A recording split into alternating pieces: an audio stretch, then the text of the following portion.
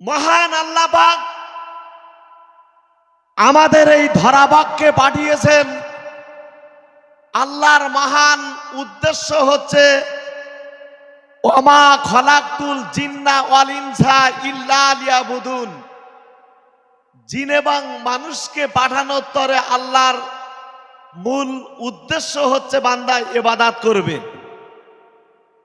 সেই ইবাদত থেকে যদি আমরা বঞ্চিত হই তাহলে ইহকাল পরকাল আমাদের ভালো হবে না, কল্যাণ হবে না।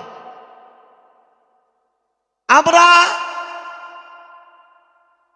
আখিরাতের চিন্তা ভাবনা খুব কমই করি, এটাই কিন্তু বাস্তব। কিন্তু মনে রাখা দরকার আখিরাতের জীবনটা হচ্ছে অনন্তকালের জীবন।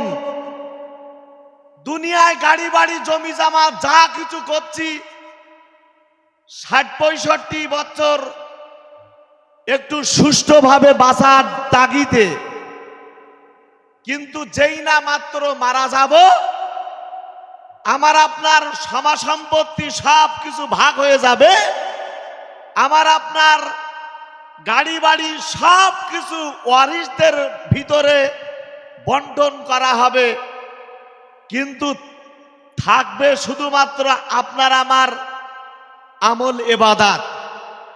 এটা যদি আমি তৈরি করে রেখে যেতে পারি, কবরে হাসরে মিজানে পুলচিরাতে সমস্ত জায়গায় আল্লাহ আমাদের পার করিয়ে নেবেন। জোরে বলুন সুবহানাল্লাহ। মহান আল্লাহ পবিত্র কালামুল্লাহ শরীফে বলেছেন, কুলিন কুনতুম তুহিব্বুন আল্লাহ ফাত্তাবিউনি ইউহিব্বুকুমুল্লাহ ওয়া ইয়াগফির লাকুম যুনুবাকুম আল্লাহু গফুরুর রহিম।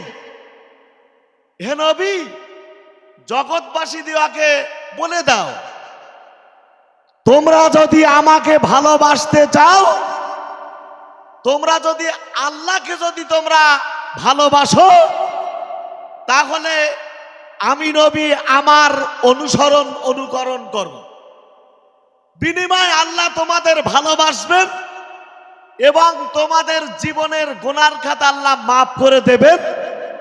আর মহান আল্লাহ অত্যন্ত ক্ষমাশীল এবং দয়ালু। জোরে বলুন সুবহানাল্লাহ। তো আল্লাহ পাওয়ার মাধ্যম হচ্ছে নবী। নবীকে ভালোবাসতে হবে। তো আমরা বর্তমানে নবীকে আমরা কতটা ভালোবাসতে পেরেছি বাপ? নবীকে আমরা কতটা ভালোবাসতে পেরেছি? অনেক সময় সংসারে দেখা যায় ভালোবাসার কথা কিরকম, বিবি বলছে, স্ত্রী ওয়াইফ বলছে যে আমার কাপড় ছিঁড়ে গেছে, আমার কাপড় কিনে দাও। তো বেচারা স্বামী বলছে, শোনো, আমি না তোমার অত্যন্ত ভালোবাসি, তুমি ওই ছেঁড়া করা কাপড় তুমি একটু সেলাই করে পড়ো। তো ভালোবাসার খাতিরে ওই বিবি সেলাই করে কাপড় পরতে থাকে। আবার বলা হলো আমার জুতো ছিঁড়ে গিয়েছে, সেখানেও বলা হয় আমি না তোমাকে অত্যন্ত ভালোবাসি। ভালোবাসার খাতিরে একটু খালি পায়ে কি বেড়ানো যায় না?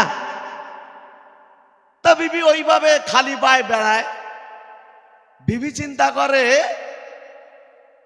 আমার স্বামী নিজের জামা কাপড়, নিজের জুতো, নিজের পোশাক ছিঁড়ে যাওয়ার আগে তৈরি করে নেয়, আর আমার বেলায় শুধু ভালোবাসার কথাটা বলে।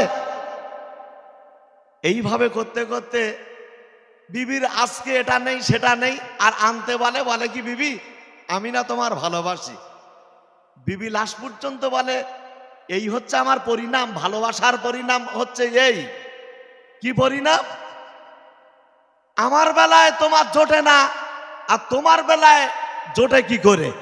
ওই স্ত্রী একদিন কিন্তু স্বামীর ঝাঁটা মেরে কিন্তু সে বাপের বাড়ি চলে যায়, বলে তোমার মতো স্বামী আমার আর দরকার নেই।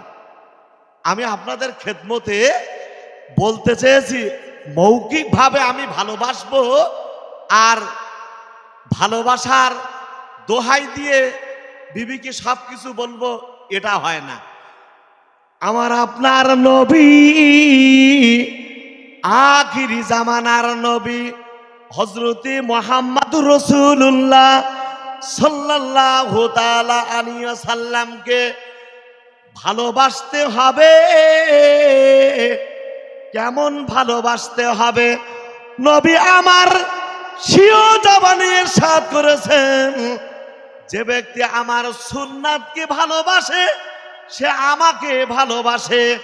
মান আহাব্বা সুন্নাতি ফাকাদ আহাব্বানি ওয়া মান আহাব্বানি কানা মাইয়া ফিল জান্নাহ। এখানে বলা হয়েছে, নবী আমার বলেছেন, তোমরা আমার সুন্নাতকে যদি ভালোবাসো তাহলে আমাকে ভালোবাসা হলো। আর আমার ভালোবাসা মানে আল্লাহ তোমাদের ভালোবাসবেন। আমার প্রিয় আব্বাজান ভাইরা মনে রাখুন, নবীকে কতটা ভালোবাসতে হবে। নবী আমার হাদিস শরীফে জানিয়ে দিয়েছেন, লা ইউমিনু আহাদুকুম হাত্তা আকুনা আহাব্বা ইলাইহি মিন ওয়ালিদিহি ওয়া ওয়ালাদিহি ওয়ান নাসি আজমাইন। ততক্ষণ কোন ব্যক্তি কামিল মুমিন হতে পারে না যতক্ষণ না তার ছেলে মেয়ে, তার সন্তান সন্ততি, তার পিতা মাতা অপেক্ষা নবীকে যতক্ষণ সমস্ত জিনিসের যে নবীকে যতক্ষণ পর্যন্ত ভালোবাসতে না পারা যাবে ততক্ষণ কিন্তু পূর্ণ মুমিন হওয়া যায় না। নবীকে আমি মৌখিকভাবে ভালোবাসি, আর দাড়ি রাখা তাগিদ দিলে বলে আমি এখন দাড়ি রাখবো না। নবীর গলায় তুমি ছুরি দিচ্ছ আর নবীকে তুমি ভালোবাসো, কিরকম ভালোবাসো? যদি বলা হয় সুন্নত তরিকায় পানি পান করো, সেটা তোমার হুশ হয় না। যদি বলা হয় তোমার পরিধান, খাওয়া পরা, উঠা বসা, চাল চলনটা নবী পাকের অনুসরণ অনুকরণে করো, তখন তোমার হুশ হয় না। আর এমনিতে তুমি বলো আমি নবীকে ভালোবাসি, তোমার ওই ভালোবাসার কোনো মূল্যই নেই, কোনো মূল্য নেই। আমার বন্ধু, আল্লাহর ভালোবাসার পাত্র হতে হবে, আমল করতে হবে, জীবন জিন্দেগি গঠন করতে হবে, তবেই আমি মানুষের মতো মানুষ হতে পারবো। আর যতক্ষণ না আমার জীবন তৈরি না করব, যতক্ষণ নবী আনা দিনকে আঁকড়ে আঁকড়ে ধরবো না, ততদিন পর্যন্ত কিন্তু আমি মানুষের মতো মানুষ আমি হতে পারবো না। মানুষের মতো মানুষ হতে গেলে নবীর আদর্শ বাস্তবে রূপ দিতে হবে, তবেই প্রকৃত মানুষ হওয়া যায়। ও ভাই, আমলে আখলাকে আল্লাহর ওলি আল্লাহ বানিয়ে দেন। জোরে বলুন সুবহানাল্লাহ। আপনি যদি নবীর তরিকা অনুযায়ী যদি চলেন, তাহলে আল্লাহর মহান দপ্তরে আল্লাহর ওলিদের কাতারে আল্লাহ পাক আপনার নামটা পর্যন্ত উঠিয়ে নেবেন। একবার জোরে বলুন সুবহানাল্লাহ। আপনি যদি আল্লাহর ওলি হয়ে যান, তাহলে কবরে হাসরে মিজানে পুলছিরাতে কোনো জায়গায় কোনো ভয় থাকবে না, কোনো আশঙ্কা থাকবে না। তাই আল্লাহর কোরআন জানিয়ে দিলেন, আলা ইন্না আউলিয়া আল্লাহে লা খাউফুন আলাইহিম ওয়ালা হুম ইয়াহজানুন, তারা দুঃখিত হবে না যারা আল্লাহর ওলি হয়ে যাবেন। একবার জোরে বলুন সুবহানাল্লাহ। আল্লাহর মাহবুব প্রেমিক হতে হবে, আল্লাহর ওলি বান্দা হতে হবে, তাহলে আল্লাহ কবর হাসরে মিজানে সমস্ত জায়গায় কিন্তু সে ছাড় পেয়ে যাবে। কিন্তু ভাই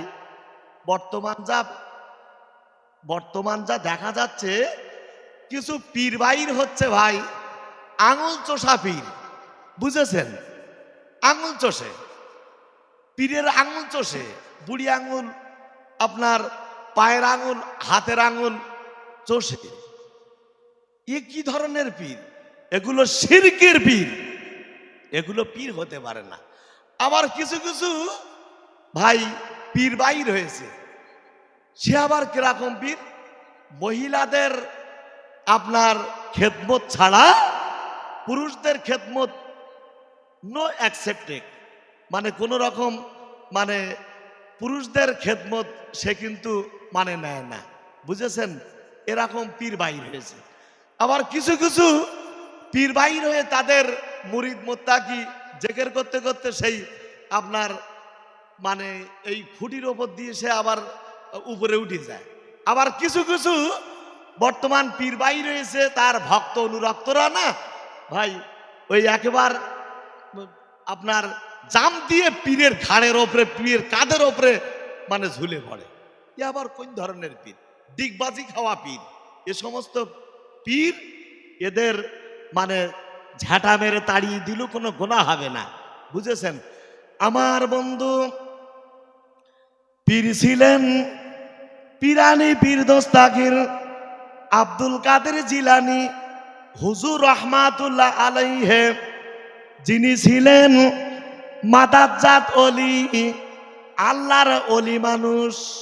সমস্ত আপনার পীরের শ্রেষ্ঠ পীর, তার নাম হচ্ছে হযরতে আব্দুল কাদের জিলানী হুজুর রহমাতুল্লাহ আলাইহি। আব্দুল কাদের জিলানী হুজুর রহমাতুল্লাহ আলাইহি দিনের পর দিন, রাতের পর রাত ঈমান ইসলামের জন্য খেদমত করে করে গায়ের রক্ত পানি করে দিতে থাকে। আপনার দেখে এমনি করে আপনার মাংসগুলো হাড়ের সঙ্গে জড়িয়ে যায়। নামাজ কালাম তসবিহ তাহলিল এবং তিনি খেদমত করে ঘরে যার গায়ের রক্ত পানি করে দিয়েছেন, এই হচ্ছে পীরানি পীর দস্তাগীর আব্দুল কাদের জিলানী হুজুরের বৈশিষ্ট্য। বলুন না সুবহানাল্লাহ। পীরানি পীর দস্তাগীর আব্দুল কাদের জিলানী হুজুর রহমাতুল্লাহ আলাইহি এরকম পীর ছিলেন, রাতের পর রাত জেগে আপনার মানুষদের শিক্ষা দিতেন, এত পরিশ্রম করতেন। দুনিয়ায় কোনো কিছু করবে এটা কোনো আশা নাই, আখিরাতের জন্য পুঁজি সঞ্চয় করতে হবে, মানুষকে জাহান্নাম থেকে বাঁচাতে হবে। এমনি করে একে আপনি নিজে বাঁচুন এবং অপরকে বাঁচান, তবেই তো আপনি শ্রেষ্ঠতম মানুষ হতে পারবেন, তবেই তো আপনি আল্লাহর ওলি হতে পারবেন। আল্লাহর ওলি পীরানি পীর দস্তাগীর আব্দুল কাদের জিলানী হুজুর রহমাতুল্লাহ আলাইহি এমনি করে দিনের দাওয়াত দিতে দিতে একদিন সে অসুস্থ হয়ে পড়ে, রোগাক্রান্ত হয়ে পড়ে। শিষ্য সাধক মুরিদরা এমনি করে হুজুরকে বলে, হুজুর আপনার জন্য একটু হেকিম কিংবা একটা কবিরাজ ডাক্তার ডেকে আনবো কি? আপনার রোগ থেকে শেফা হওয়ার জন্য, রোগ মুক্ত হওয়ার জন্য একজন যোগ্যতম ডাক্তারকে কি আনবো?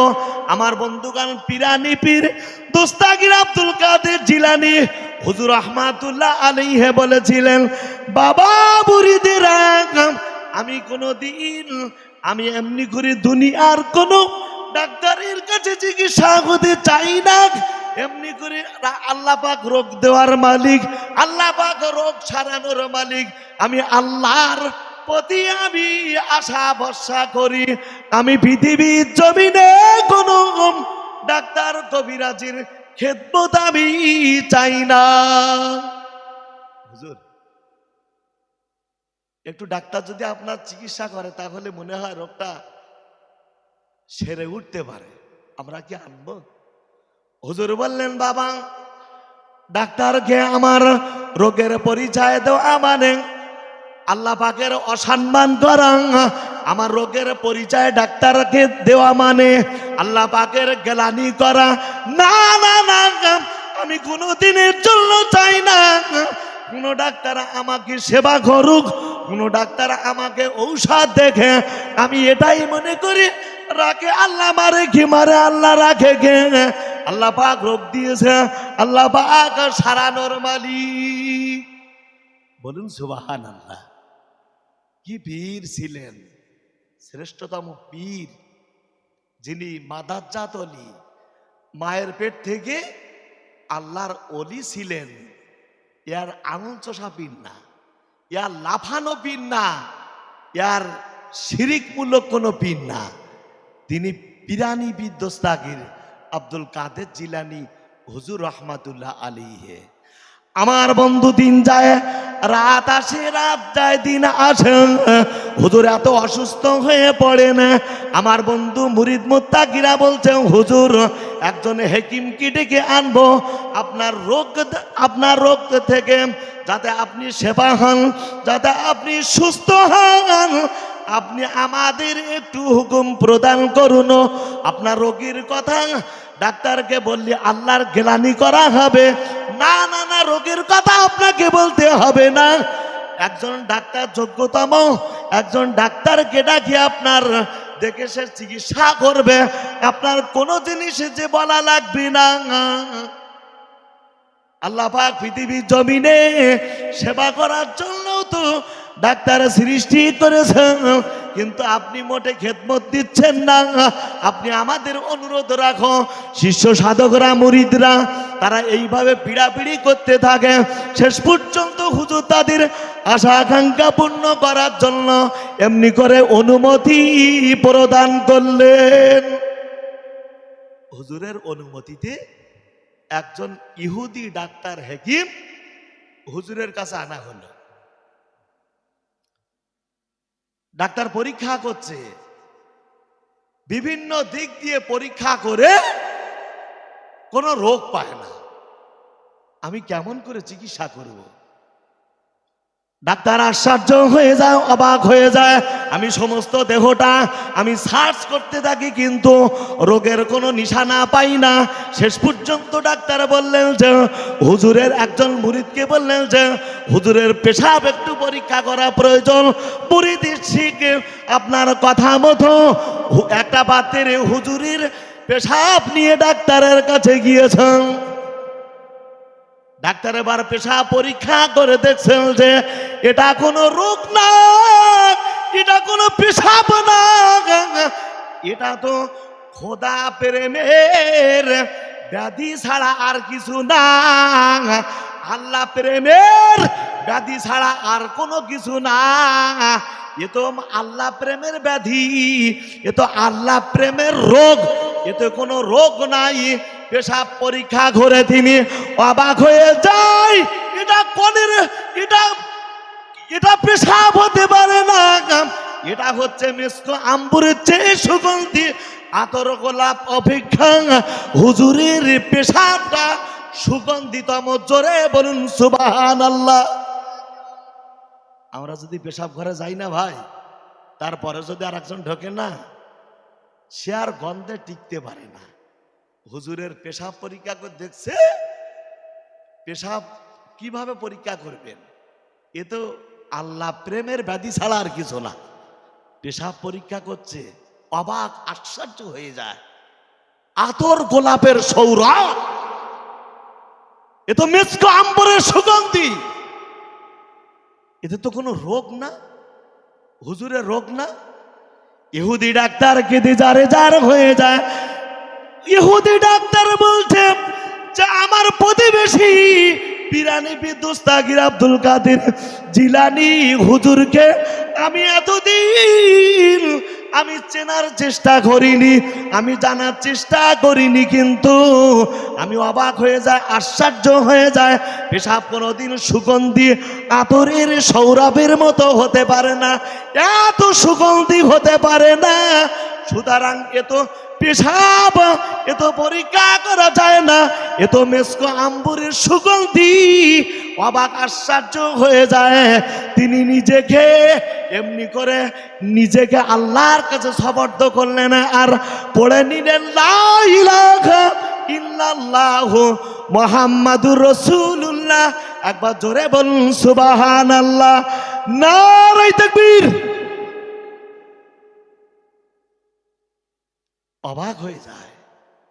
আমার প্রতিবেশী আপনজন পিরানি পীর দস্তাগীর, আমি এতদিন হুজুরকে চিনতাম না, কিন্তু আজকে আমি হুজুরকে আমি চিনতে পেরেছি। না, আমার প্রতিবেশী হুজুরকে কোনোদিন আমি চেনা জানার চেষ্টা করিনি, আজকে আমি হুজুরকে চিনতে পারলাম। হুজুর অসাধারণ মানুষ, কেমন সোনার মানুষ। তিনি আপনা থেকে পড়ে নিলেন ইমানের কলেমা। আমার বন্ধু শুধু তাই না, ওই দিন এমনি করে ইহুদি ডাক্তার আপনজনদেরকে ডেকে বলছে, শোনো শোনো, আমি অনেক পেশাব পরীক্ষা করেছি, কিন্তু তোমরা একটু এই পেশাবের সুগন্ধি তোমরা শুনে নাও, তোমরা দেখে নাও, তোমরা উপলব্ধি করো। আমার বন্ধুগণ সবাই ওই পেশাব উপলব্ধি করলো, সবাই এমনি সুগন্ধিটা শুকুলো। সবাই বলছে হুজুরের এমনি করে পেশাব মিসকো আম্বুরির মতো সুগন্ধি ছড়াচ্ছে, এত সুন্দর আতর গোলাপের মতো সেন্ট ভেসে আছে। এ তো সাধারণ মানুষ না। ওই দিন এমনি করে 400 মানুষ ইমানের কলেমা পড়ে মুসলমান হয়ে গিয়েছিলেন। একবার জোরে বলুন সুবহানাল্লাহ, নারে তাকবীর। মহান ইসালের সব, মহান ইসালের সব সিলসিলায়ে ফুরফুরা শরীফ, নারে তাকবীর। দরুদ শরীফ আল্লাহুম্মা সাল্লি আলা সাইয়্যিদিনা ওয়ালা আলে সাইয়্যিদিনা।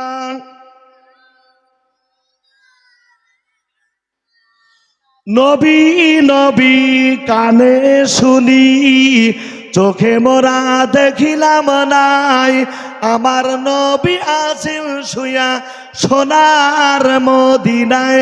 ওই মদিনার খোরমা মিষ্টি, আরো মিষ্টি বেদানা, তার চেয়ে অধিক মিষ্টি আমার বিশ্ব নবীর নামখানা। জোরে বলুন সুবহানাল্লাহ। আমার বন্ধুগণ, যে কথা আপনাদের খেদমতে আলোকপাত করছিলাম শুনুন। হুজুর এমনি রাতের পর রাত জেগে সমাজের মানুষদেরকে কিভাবে জাহান্নাম থেকে বাঁচানো যায় সেইভাবে হুজুর জীবনটা কাটিয়ে দিয়েছিলেন। কোন শিরকমূলক বাক্য কোনো দিনের জন্য তিনি পৃথিবীর জমিনে তৈরি করেনি, বলিনি। জোরে বলুন সুবহানাল্লাহ। কেমন ছিলেন?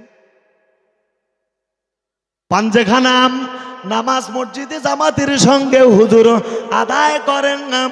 দেশ দেশান্তরে এমনি করে তিনি ঘুরে ঘুরে লোক দিওয়াকে ইমান ইসলাম সম্পর্কে বোঝানোর চেষ্টা রাখে। হাজার হাজার মানুষ যার হাতে মুরিদ, তিনি হচ্ছে পিরানি পীর দস্তাগীর আব্দুল কাদের জিলানী হুজুর রাহমাতুল্লাহ আলাইহি। একদা তিনি গভীর রাতে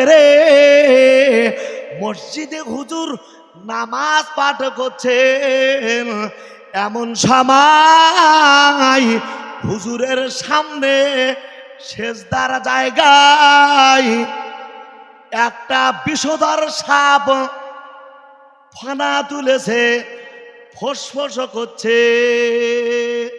ও ভাই, এরকম যদি আমাদের সামনে হয়, চৌরার মসজিদে নামাজ পড়ছি গভীর রাত্রে, আর একটা সাপ যদি সামনে যদি আপনার ফানা তোলে আর যদি ফোসফোস করে নামাজ হবে আপনার আমার? পীরানিবি দস্তাগীর আব্দুল কাদের জিলানী হুজুর রাহমাতুল্লাহ আলাইহি আল্লাহ পাকের সন্তুষ্টির জন্য নামাজে দাঁড়িয়েছেন। না না না, ডর করি না, ভয় করি না, আল্লাহ ছাড়া কাউকে ভয় করা যাবে না। সাপ যতই ফোসফোস করুক না কেন, আমার বন্ধু হযরতে আব্দুল কাদের জিলানী হুজুর রাহমাতুল্লাহ আলাইহি তার নিজের দিকে একাগ্র মন দিয়ে তিনি নামাজ পড়তেছেন। আমার বন্ধু সাপ এদিকে ফোসফোস করতে শুরু করে, ফানা তুলে বসে আছে। কখন যে সবল মারে তার কোনো ঠিক ঠিকানা নাই। আমার বন্ধু মনে রাখুন, হুজুর কেবলা যখন সেজদায় যাবেন, সাপটা আস্তে করে বাম হাতে সাপটারে ধরে একটু সাইড করে হুজুর সেজদা দেন। সেজদা থেকে হুজুর কেবলা আবার যখন আপনার সেজদা থেকে যখন ওঠে, সাপটা আবার সেজদার জায়গায় যায়। এইভাবে করে বারে বারে হুজুর কেবলা সাপটা বাম হাত দ্বারা এমনি করে সাপটা বাম হাত দ্বারা হুজুর সাইড করে আর এইভাবে সেজদা দেয়। হুজুর ধৈর্যের পরিচয় দেয়। হুজুর জানে যে ধৈর্য ছাড়া ঈমান বাঁচানো যায় না। ধৈর্য এমন একটা জিনিস, সবর এমন একটা জিনিস, যিনি সবর করে তিনি তো আল্লাহর সান্নিধ্য অর্জন করতে সক্ষম হন। সালামুন আলাইকুম বিমা সাবারতুম ফানি'মা উকুবাদ-দার। তাদের জন্য তো জান্নাত যারা সবর এখতিয়ার করে। ইন্নামা ইউওয়াফাস সাবিরুনা আজরাহুম বিগাইরি হিসাব। সবরকারীকে আল্লাহ পাক অনন্তর জান্নাত প্রদান করবে। জোরে বলেন সুবহানাল্লাহ। ধ্বংসের মূল হচ্ছে অহংকার, গর্ব ইত্যাদি। হুজুর মনে কোনো রকম হিংসা নেই। সাপ সাপের কাজ করুক আর আমার কাজ আমি করি। ভাই হুজুর কেবলা যতক্ষণ পর্যন্ত গভীর রাত্রে ওই নামাজ পড়তেছিলেন, সাপটা বারবার এইভাবে বিরক্তি বোধ করছিলেন। হুজুর কেবলা কিন্তু ওই সাপটার প্রতি যে রাগান্বিত হয়েছে তাও না। আমার বন্ধু হুজুরের নামাজ শেষ হয়ে গেল, হুজুর কেবলা সালাম ফিরালেন, সাপটা অদৃশ্য হয়ে গেল। সাপ অদৃশ্য হয়ে যায়।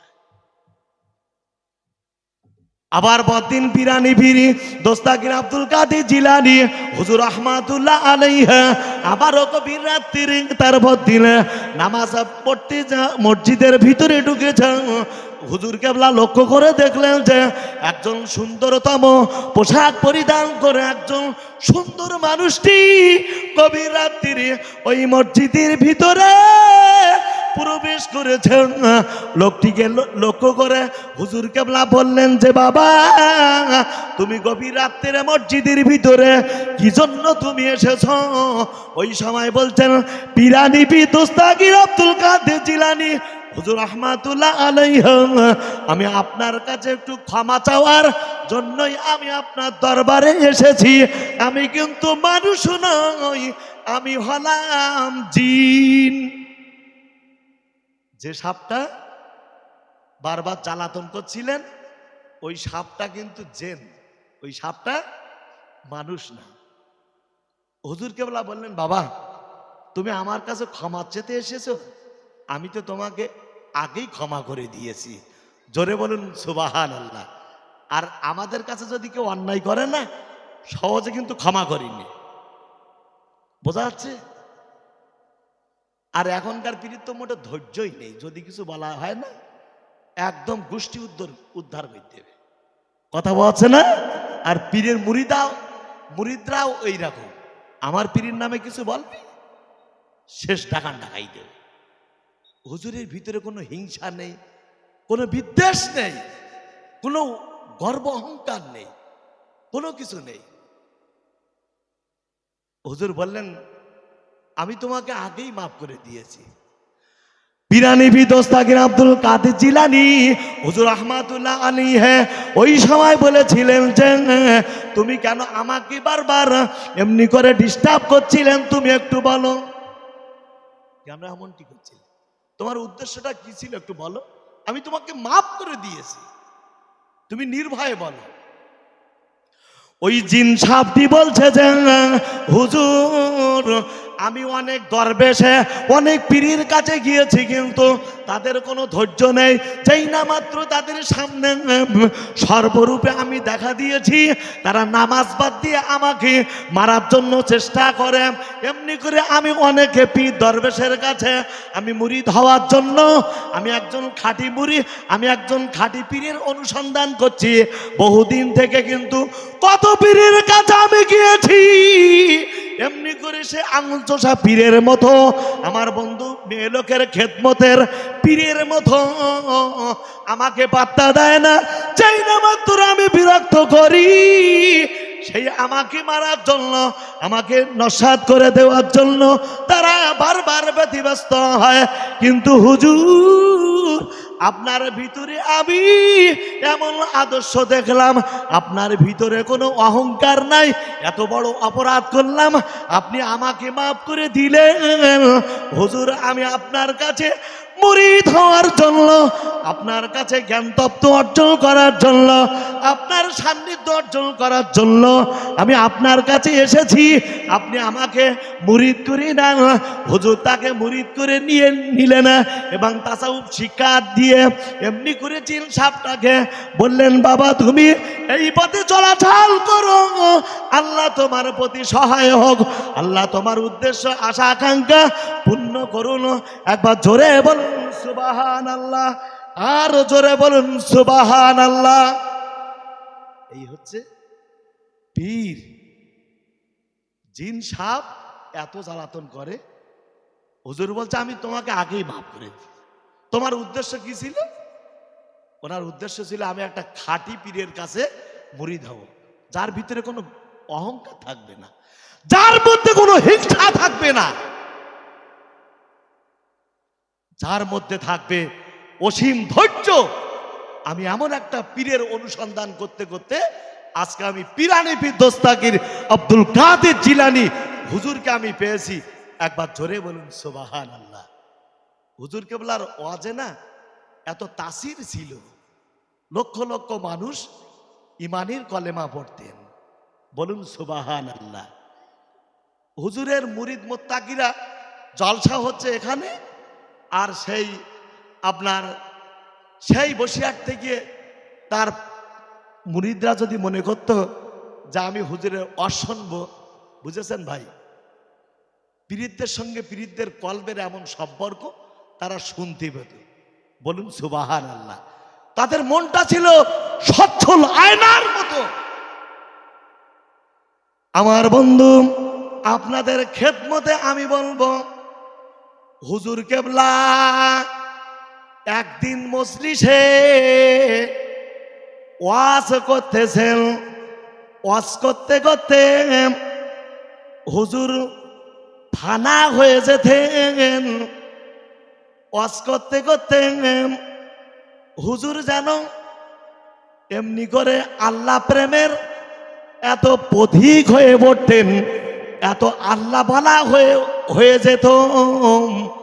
হুজুর পীর কেবলা ওয়াজ করতে করতে নসিহত করতে করতে হঠাৎ তার পাগড়িটা নিচে পড়ে গেল। এরকম একটা মজলিস, হুজুর লক্ষ লক্ষ মানুষের সম্মুখে ওয়াজ নসিহত করছেন, হঠাৎ ওয়াজ নসিহত করতে করতে হুজুরের পাগড়িটা নিচে পড়ে গেল। যেমন ওলি তেমন মুরিদেরা, তেমন ভক্তরা, ভক্তদের ভিতরে কোনো হিংসা বিদ্বেষ ছিল না, ভক্তরা ছিল হুজুরের আদেশ নিষেধগুলো মাননেওয়ালা, এমন মুরিদেরা। আমার বন্ধু মনে রাখা দরকার, পিরানি পীর দস্তাগির আব্দুল কাদের জিলানী হুজুর রহমাতুল্লাহ আলাইহি ওয়াজ করতে করতে হঠাৎ যখন তার পাগড়িটা মাটিতে পড়ে গেল, ওয়াজ শুনতে আসা হুজুরের মুরিদ মুত্তাকিরা তারা হুজুরের মাথায় পাগড়ি নেই আর আমাদের মাথায় পাগড়ি আছে, সবাই আপন আপন পাগড়িগুলো খুলে খুলে হুজুরের পাগড়ির কাছে সবাই জমা করলেন। দীর্ঘক্ষণ ধরে হুজুর ওয়াজ নসিহত করলেন, অনেক উপদেশ দিলেন, কোরআন এবং হাদিসের সমন্বয়ে জীবন গড়ার কথা বললেন। হুজুর কিবলা এইভাবে চলছে করতে করতে এমনি করি মানুষ দিগকে আপনার ঈমান ইসলামের প্রচার প্রসার করতে করতে দেখলেন, হুজুর লক্ষ্য করলেন যে আমার পাগড়িটা নিচে পড়ে আসেন আর আমার মুরিদ মুত্তাকিরা সাথে সাথে তাদের নিজেদের আপন আপন পাগড়িগুলো খুলে খুলে তারা আমার পাগড়ির কাছে জমা করে রেখেছে। বাবা মুরিদেরা শোনো, তোমাদের পাগড়িগুলো সবাই মাথায় পরে নাও, আমার পাগড়িটা আমি মাথায় পরব। ভাই, মুরিদ কাকে বলে শোনো। সকলেই যখন পাগড়িগুলো মাথায় পরিধান করলো, অবশেষে মজলিসে হুজুরের পাগড়ির কাছে একটা মহিলার ওড়না। এই মজলিসে কোনো মহিলা নেই, অথচ মহিলার ওড়না এখানে কিভাবে আসলো? আমার বন্ধু সবাই আশ্চর্য হয়ে যায়, হুজুরের মজলিসে কোনো মহিলারা প্রবেশ করতেন না, অথচ এই একজন মহিলার আপনার ওড়না কিভাবে এখানে আসলো? আমার বন্ধু সবাই হুজুরকে সম্মান প্রদর্শন করে জিজ্ঞাসা করলেন, হুজুর আমরা একটু জানতে চাই, আমরা একটু বুঝতে চাই, এখানে কোনো মহিলার প্রবেশে নেই, অথচ একজন মহিলার এমনি করে ওড়নাটা এইখানে কেমন করে আসলো, আমাদের একটু জানাবেন। হুজুর বললেন, বাবা জানো আমার ওয়াজ নসিহত তোমরা শুনছো? কত জিন জাতি আমার ওয়াজ শুনছে, আল্লাহর ফেরেশতারা পর্যন্ত তারা দলে দলে তারা ওয়াজ নসিহত শুনছে, তোমরা শুধু শুনছো? আমার কত মহিলা মুরিদ আছে তারাও শুনছে। বাবা শোনো, এই ওড়নাটা কাজ জানো? শহরতলি গ্রামের একজন তপস্বিনী মহিলা সতী রমণী, যিনি আমার কাছ থেকে বায়াত হয়েছেন, যিনি মুরিদ হয়েছেন, তিনি দেখলেন যে তিনি পরিষ্কার সচ্ছল আয়নার মতো আমার ওয়াজ বাড়িতে বসে বসে শুনছে। জোরে বলা যাবে না সুবহানাল্লাহ? কি পীর, পীরের সঙ্গে কলবের কি সম্পর্ক? ওই মহিলা বাড়িতে বসে বসে তার নিজের পীরের ওয়াজ নসিহত শুনছে। তিনি যখন দেখলেন যে হুজুরের পাগড়িটা পড়ে গিয়েছে, মহিলা তার ওড়নাটা ওইখানে পাঠিয়ে দিলেন। বলুন সুবহানাল্লাহ। আমার বন্ধু এইভাবে হুজুর কিবলা বলতে বলতে সবাই ওই ওড়নার দিকে তাকিয়ে রইলেন। এটা কি কোনো ম্যাজিক হতে পারে? এটা কি কোনো জাদু হতে পারে? আপনার ওড়নাটা সবাই ওড়নার দিকে তাকিয়ে আছে, হুজুর কিবলা বলছে আর এমনি করে ওড়নার দিকে তাকিয়ে আছে। সকলে দেখলো যে মুহূর্তের ভেতরে ওই ওড়নাটা অদৃশ্য হয়ে গেল। একবার জোরে বলুন সুবহানাল্লাহ। ওড়নাটা আসলো কেমনে আর গেল কেমনে? এই হচ্ছে পীর। ভাই, অনেকে জিনে ধরে না, জেনে ধরে না। বড় পীর আব্দুল কাদের জিলানী হুজুর কেবলাকে জিন সম্প্রদায় এত ভয় করতেন। ইস্পাহান নিবাসী এক ব্যক্তি হুজুরের দরবারে আসলেন। পীরানি দস্তাগীর আব্দুল কাদের জিলানী হুজুর রহমাতুল্লাহ আলাইহির দরবারে এসে আরজ জানাই, হুজুর আমি আপনার দরবারে একটু আসলাম। বিশেষ করে আমার স্ত্রী অনেক দিন পর্যন্ত অসুস্থ, তাকে জিনে ধরেছেন। কত আলেম, কত হাফেজে, কত আপনারা কত দরবেশকে দেখিয়েছে, কিন্তু আমার স্ত্রী সুস্থ হয় না। অবশেষে আমি আপনার কাছে এসেছে, আমি আপনার কাছে এসে পৌঁছে গিয়েছে। পিরানি দস্তাগীর আব্দুল কাদের জিলানী, হুজুর আপনি খাঁটি আল্লাহর ওলি মানুষ, আপনার ভিতরে কোনো অহংকার নেই, আপনার ভিতরে কোনো হিংসা নাই, আপনি এমন পীর, এমন খাঁটি পীর দুনিয়ার জমিনে আর একটিও নাই। হুজুর আমি ইস্পাহান নিবাসী, আমার নাম অমুক, আমি আপনার কাছে এসেছি আমার স্ত্রী যাতে এমনি সুস্থ হয়, তার জন্য আপনি আমার স্ত্রীর জন্য কি একটু দোয়া করবেন। ইস্পাহান নিবাসী ওই লোকটিকে এমনি হুজুর কেবলা বলেছিলেন, বাবা আমার যাওয়ার দরকার নেই, আমার দেখার দরকার নেই, তুমি গিয়ে তোমার স্ত্রীর কানে কানে কানে কানে তুমি বলে দাও আব্দুল কাদের জিলানী হুজুর রহমাতুল্লাহ আলাইহি বলে দিয়েছে, এমনি করে ওই জিনটা খেয়ে ওই মহিলার কাছ থেকে যেতে বলছে। তারা স্বামী বাড়িতে এসে তার স্ত্রীর কানে কানে এমনি করে বলছে যে, শোনো শোনো খন্দাস, তুমি আর জ্বালাতন করো না, তুমি আমার স্ত্রীকে নিয়ে তুমি আর খেলা করো না। আমার স্ত্রী দিন যায় রাত আসে, রাত যায় দিন আসে, আমার স্ত্রী অসুস্থ হয়ে পড়ছে। আব্দুল কাদের জিলানী হুজুর পীর কেবলা আমাকে বলে দিয়েছেন, তাই তোমাকে আমি যেতে বলছি আমার স্ত্রীকে ছেড়ে দিয়ে। আমার বন্ধু ইস্পাহান নিবাসী ওই ব্যক্তি বলছেন যে, যেই না মাত্র আমার স্ত্রীকে আমি বলিলাম, সঙ্গে সঙ্গে আমার স্ত্রী সুস্থ হয়ে গেল। আমার স্ত্রীর কাছ থেকে জেনটা তৎক্ষণাৎ কোথায় চলে গেল আমি আর বুঝতে পারলাম না। বর্তমানে আমার স্ত্রী এত সুস্থ সবল, আমি মনে করছি দুনিয়ায় এত স্বস্তির ভিতরে আমার স্ত্রী এসেছে। আমি নিজের জীবনটা আমি এমনি করে হুজুরের কাছে, আমি এমনি করে বাকি জীবনটুকু আমি হুজুরের খেদমতে থাকবো।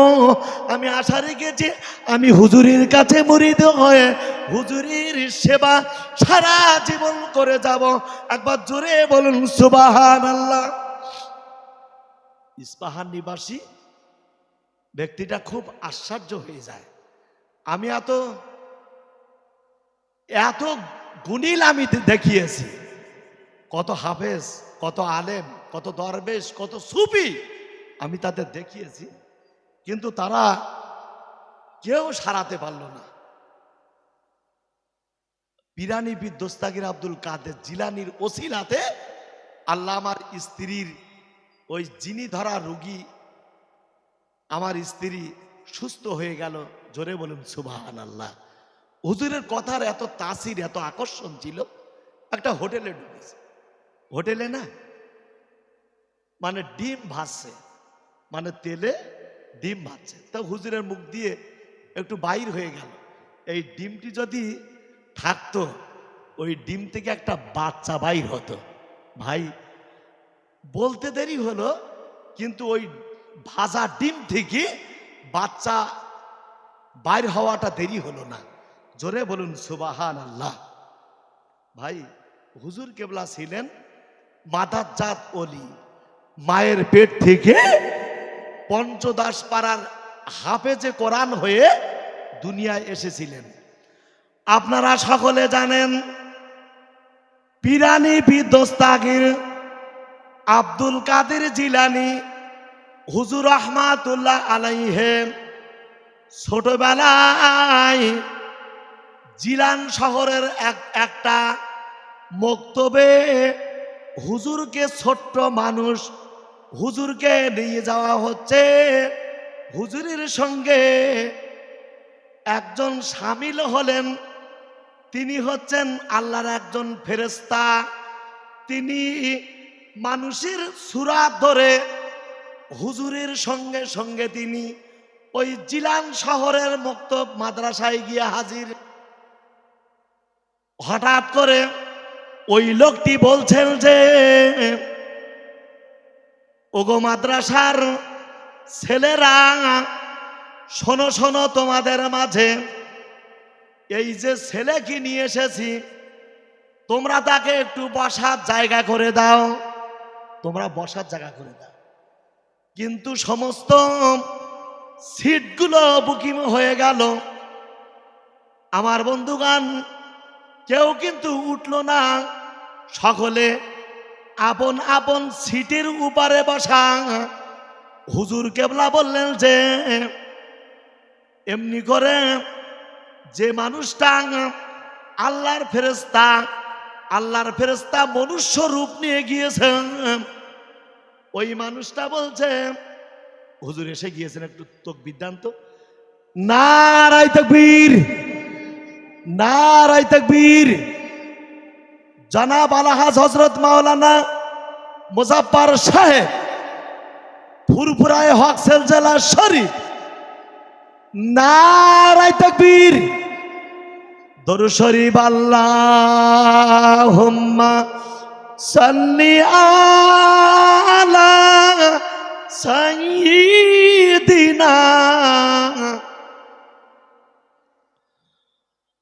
ওয়া আলা আলি সাইয়্যিদিনা।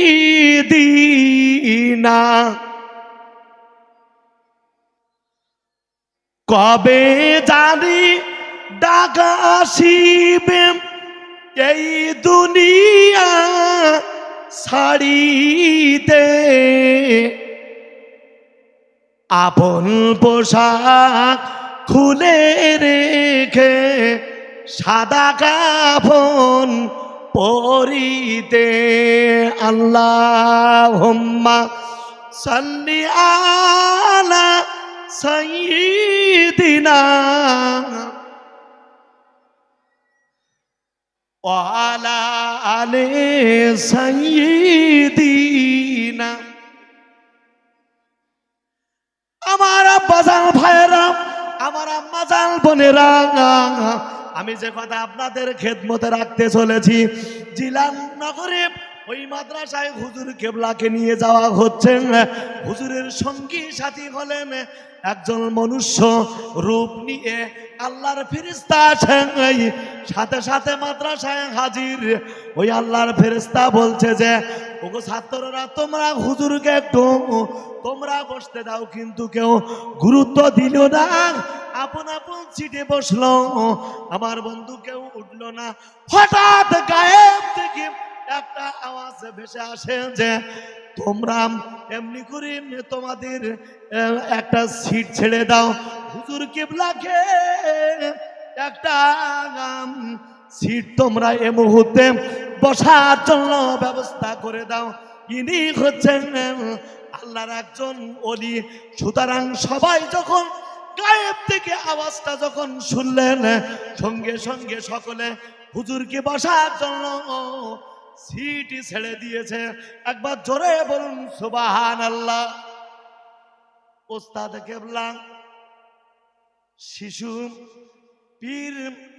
পিরানি পীর দস্তাগীর আব্দুল কাদের জিলানী হুজুর পীর কেবলাকে এবার ছোট্ট মানুষটাকে পড়াবেন। বলছে, বাবা, তুমি মাদ্রাসায় এসেছো, তুমি পড়তে থাকো। আউযু বিল্লাহি মিনাশ শাইতানির রাজিম, বিসমিল্লাহির রহমানির রহিম, আলহামদুলিল্লাহি রাব্বিল আলামিন। সমস্ত প্রশংসা সেই মহান আল্লাহর। একবার জোরে বলুন সুবহানাল্লাহ। বন্ধুগণ, বড় আশ্চর্য, বড় অবাক হয়ে যেতে হয়। ভাববার বিষয়, আশ্চর্য হওয়ার বিষয়। আমার বন্ধু হুজুর কেবলাকে ওস্তাদ কিন্তু পড়াচ্ছেন। আউযু বিল্লাহ বিসমিল্লাহ পড়ানো হলো সূরা ফাতিহা শরীফে। আমার বন্ধু হুজুর পড়ছেন, আর হুজুর আপন মনে কোরআন শরীফ পড়া শুরু করেছে। ছোট্ট বাচ্চা কোরআন শরীফ পড়তে শুরু করেছে। যেমন এই 84 সিদ্দিকিয়া মাদ্রাসার ছোট ছোট ছেলেরা তারা যখন প্রথম আপনার নুরানি কায়দা পড়ে তখন ওস্তাদ সবক দেন। ওস্তাদ সর্বপ্রথমে বলে আউযু বিল্লাহি মিনাশ শাইতানির রাজিম বিসমিল্লাহির রহমানির রহিম। এইভাবে করে একের পর এক তারা আপনার দর্শ দেন, শিক্ষা দেন, তাকে পড়তে, তাকে পড়া শেখায়। ওস্তাদের কাজ ওস্তাদ করে যায়, যে ছাত্র হয় সে একের পর এক শিখতে থাকে।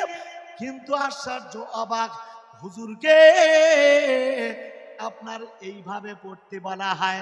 আউযুবিল্লাহ বিসমিল্লাহ পড়ার সাথে সাথে সূরা ফাতিহা তিনি পড়লেন। 1 পারা 2 পারা 3 পারা 4 পারা সমস্ত পারাগুলো একের পর এক পড়তে পড়তে হুজুর কেবলা যে আপনার এখনো আলিফ বাতা শিক্ষা লাভ করেনি, তার জবান থেকে পঞ্চদশ পারা অর্থাৎ 15 পারা কোরআন তিনি আপনার পড়ে স্টপ হয়ে গিয়েছে। ওস্তাদ কেবলা বলছে, বাবা আব্দুল কাদের তুমি আর কেন পড়ছো না, তুমি এখানেই কেন স্টপ হয়ে গিয়েছো? হুজুর কেবলা বলেছিলেন, আমার আম্মা জান আমি যখন মায়ের পেটে ছিলাম, আমার আম্মা জান প্রতিনিয়ত আপনার 15 পারা পর্যন্ত আমার আম্মা জান মুখস্থ পড়তেন। আমি আব্দুল কাদের আমি পেটে বসে বসে আমার মায়ের ওই পবিত্র কোরআনের আপনার পড়ার ওই সবকগুলো আমি আমার আম্মার পঠিত আল কোরআনের আয়াতে কারিমা আমি পেটে শুনে শুনে আমি পঞ্চদশ পারা আমি মুখস্থ করে ফেলেছি। আমার মা জননী উম্মুল খায়ের যদি 30 পারা হাফেজে কোরআন হতো, আপনারা আমার 30 পারা কোরআন মাজিদে আমার দুনিয়ায় আসার আগে আমার মুখস্থ হয়ে যেত। একবার জোরে বলুন সুবহানাল্লাহ, আরো জোরে বলুন সুবহানাল্লাহ।